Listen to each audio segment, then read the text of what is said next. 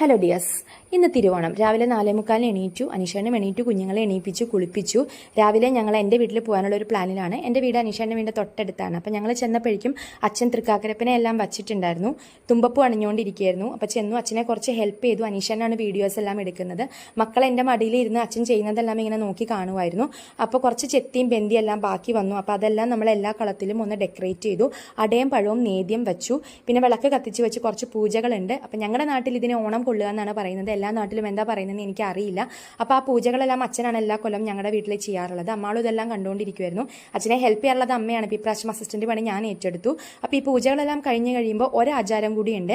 കഥ കടച്ചിട്ട് ഒരാൾ പുറത്ത് നിൽക്കും, ഒരാൾ അകത്ത് നിൽക്കും. അകത്ത് നിൽക്കുന്ന ആൾ പുറത്ത് നിൽക്കുന്ന ആളോട് ചോദിക്കും ആരാവിടെ. അപ്പോൾ അവർ പറയും മാവേലി മക്കളും. പുറത്ത് നിൽക്കുന്ന ആൾ അകത്ത് നിൽക്കുന്ന ആളോട് ചോദിക്കും ആരാവിടെ. അപ്പോൾ അവർ പറയും ശിവോദി മക്കളും. അപ്പോൾ ഈ ആചാരങ്ങളെല്ലാം കഴിഞ്ഞു, വിളക്കെല്ലാം കത്തിച്ചു വെച്ചു.